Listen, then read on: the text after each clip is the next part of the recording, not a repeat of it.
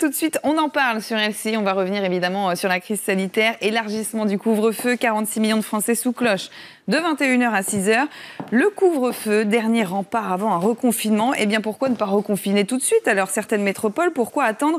On va en parler ce matin avec le docteur Bernard Huynh. Bonjour, vous êtes médecin, membre de la Fédération des médecins de France. Et puis le professeur Frédéric Adnet, directeur médical du SAMU de Seine-Saint-Denis et chef du service des urgences de l'hôpital Avicenne à Bobigny est avec nous. Merci beaucoup. Et puis Isabelle Gounin, Olivier Mazerolle et Camilla Campuzano. Tout d'abord, professeur, une question pour vous. Quelle est la situation à l'hôpital de Bobigny ? Écoutez, la situation est extrêmement inquiétante. Nous avons à gérer nos deux flux de patients, les patients qui nécessitent une hospitalisation, qu'on voit pour d'autres pathologies, et un flux de plus en plus important de patients Covid qui viennent aux urgences. Et fait nouveau, ils sont de plus en plus graves. C'est-à-dire qu'on avait un profil les semaines précédentes qui était plutôt de patients jeunes qui ne nécessitaient pas de réanimation. Et de plus en plus, on a des formes graves aux urgences qui vont aller en réanimation, qu'on va devoir intuber. Et ces patients sont de plus en plus nombreux, avec des capacités hospitalières qui diminuent de jour en jour, et ça nous pose vraiment une inquiétude et même un niveau d'alarme extrême pour les semaines à venir. Les plus touchés restent les plus de 65 ans, où vous avez des cas graves chez des jeunes personnes. On a des cas graves chez les jeunes. Bien sûr, la majorité des patients qui vont en réanimation et qui malheureusement décèdent, ce sont des patients âgés ou des patients qui ont des maladies chroniques. Mais on commence à voir, comme pour la première vague, des cas jeunes. Dans ma garde d'hier, j'ai eu 2 patients qui étaient jeunes, qui étaient en dessous de 50 ans et qu'il a fallu amener en réanimation parce qu'ils développaient une forme grave de ce Covid. C'est rare, mais ça arrive. La jeunesse ne protège pas de ce virus, malheureusement, ni de sa forme grave. Statistiquement, c'est plus rare, mais ça existe. Professeur, vous restez avec nous, évidemment, vous intervenez. On va parler d'un possible ou d'un potentiel, en tout cas, reconfinement, peut-être des reconfinements locaux. On va écouter le président de la République, ce qu'il a dit hier. Il était en visite dans un hôpital à Pontoise. On en reparle juste après. Il est trop tôt aujourd'hui pour dire si on va vers des reconfinements locaux plus larges. On va essayer à chaque fois d'aller, en quelque sorte, réduire les lieux, les moments où on a identifié que le virus circulait beaucoup. C'est cette stratégie qu'on va poursuivre. Ça veut dire quoi, docteur? On sent quand même, là, contrairement à ce que nous a dit le Premier ministre, qui avait été assez clair sur non, il n'y aura aucun reconfinement, même au niveau local, on sent que finalement, la stratégie peut changer.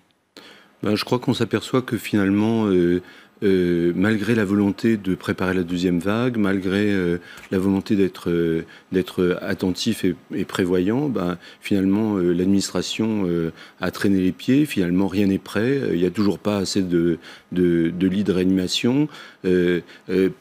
Alors on dit c'est encore pire que la première fois, oui, c'est encore pire. Par exemple, vous savez qu'on a laissé déborder les malades sur les réanimations privées, donc ce qui était une grande aide, puisque ça a permis de ne pas être complètement débordé.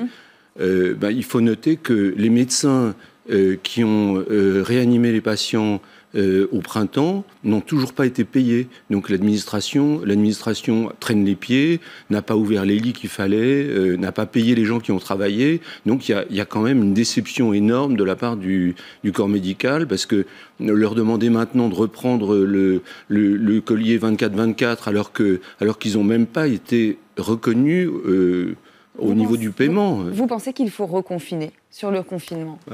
Moi, j'ai pas d'idée sur le confinement. Je pense que, si vous voulez, les médecins, leur rôle, c'est de soigner. Donc, il faut leur donner les moyens de soigner. Les moyens de soigner, ça veut dire personnel, ça veut dire matériel, ça veut dire locaux. Mais pour tenter d'endiguer, en tout cas, l'épidémie, vous pensez que pas qu'un confinement ou un reconfinement serait le plus utile, finalement, le plus efficace? Là maintenant on entend c'est le soir et en privé qu'on se contamine. Alors en réalité il faut être tout seul au travail par exemple, rester dans son bureau le soir, dormir sur un lit de camp. Voilà, c'est peut-être ça ce qu'il faut faire. Professeur, vous êtes encore avec nous. Qu'est-ce que vous pensez justement de ce potentiel reconfinement, ou en tout cas ces reconfinements locaux? Vous entendez cette petite musique, vous sentez en tout cas la stratégie qui va changer, qui change du gouvernement? Oui, mais il faut bien comprendre que le reconfinement et un reconfinement généralisé ou même localisé n'est pas neutre en termes de santé. Ça va peut-être améliorer les choses au niveau du Covid, mais ça va dégrader les autres indicateurs de santé. Vous savez, détruire l'économie, attaquer l'économie, c'est aussi attaquer la santé publique. L'économie et la santé, c'est deux choses complètement parallèles.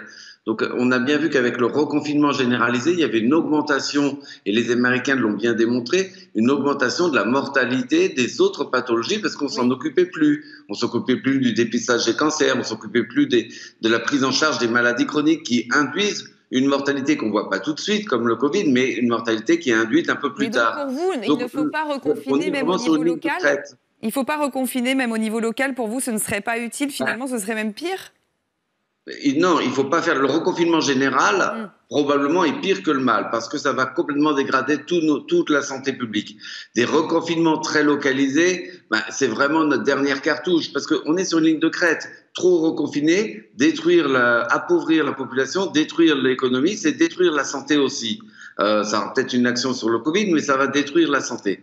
Donc on est sur une ligne de crête. Alors faire des actions ponctuelles, pourquoi pas. Pour l'instant, on va attendre. On a 15 jours d'observation pour savoir ce que va nous faire le couvre-feu au niveau de l'abaissement du flux de patients Covid. Nous, ce qu'on attend, c'est qu'on ait un petit peu moins de patients Covid pour pouvoir les absorber en même temps que les autres patients. Olivier Masrol, on sent la stratégie politique quand même qui est un petit peu en train de changer. Entre eux, en tout cas, Jean Castex et Emmanuel Macron, il y a une différence en tout cas dans les mots, dans l'utilisation notamment de ce mot de reconfinement.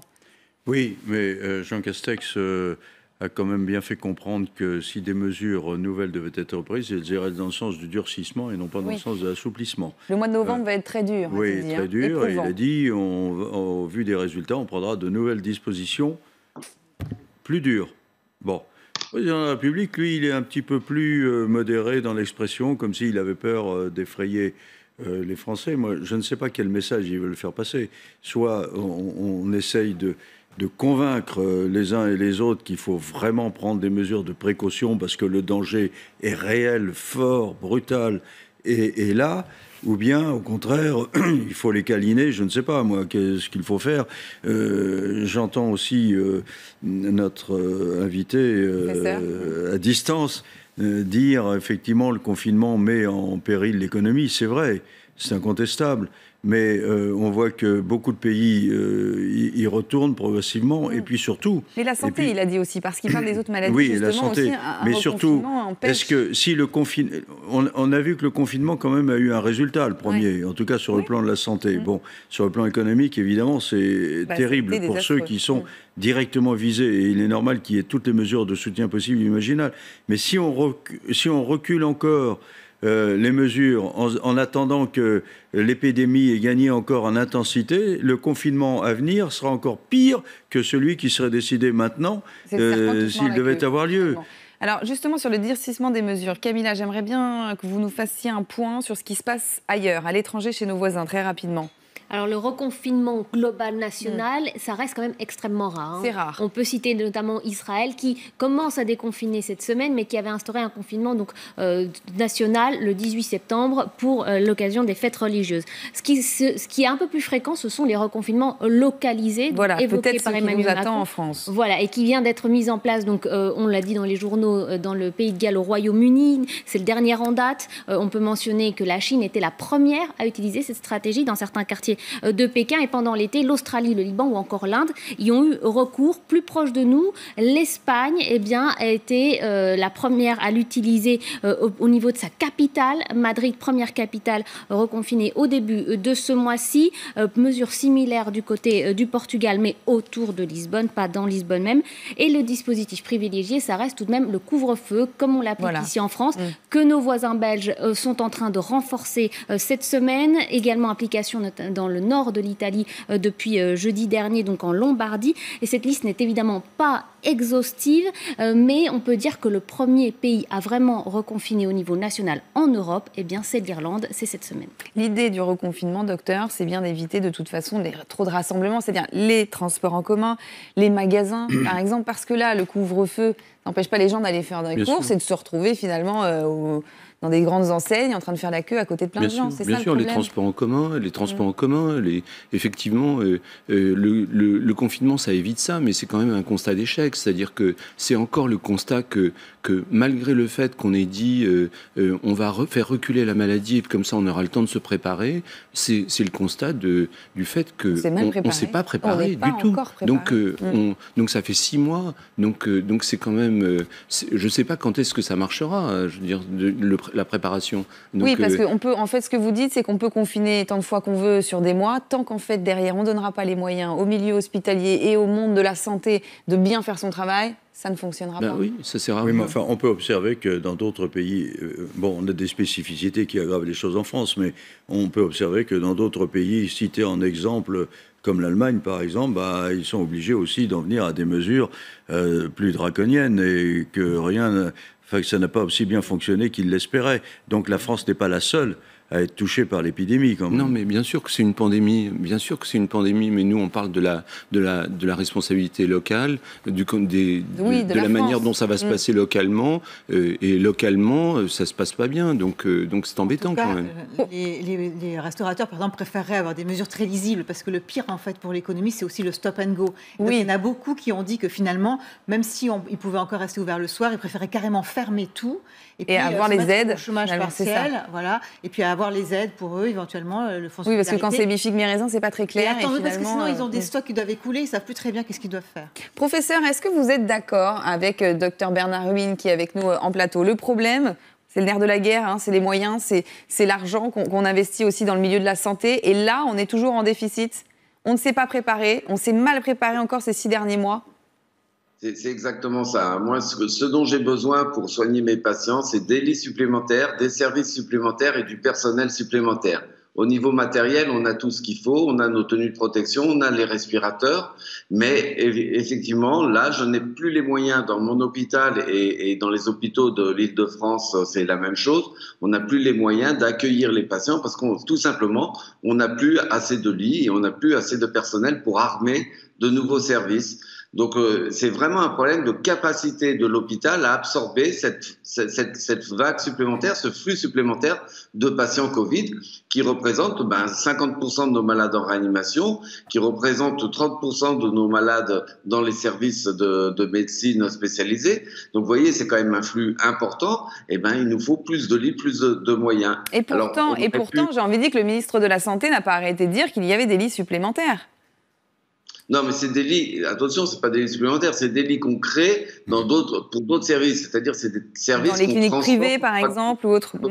À ma connaissance, on n'a pas construit, comme les Chinois l'ont fait, on n'a pas construit un hôpital supplémentaire. Rappelez-vous, les Chinois ont construit un hôpital de 1000 lits en 10 jours. Alors, je ne demande pas ça, mais il nous manque simplement des structures, des surfaces, infrastructures, c'est ça. Des personnels supplémentaires.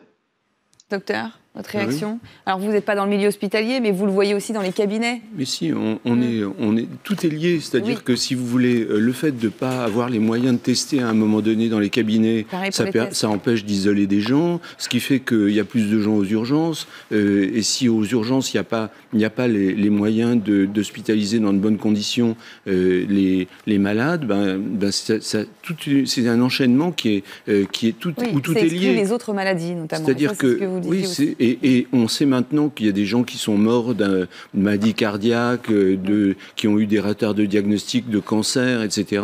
On sait maintenant que l'effet de la première vague a été délétère. Merci en tout cas, merci à tous les 5 d'avoir participé à cette émission.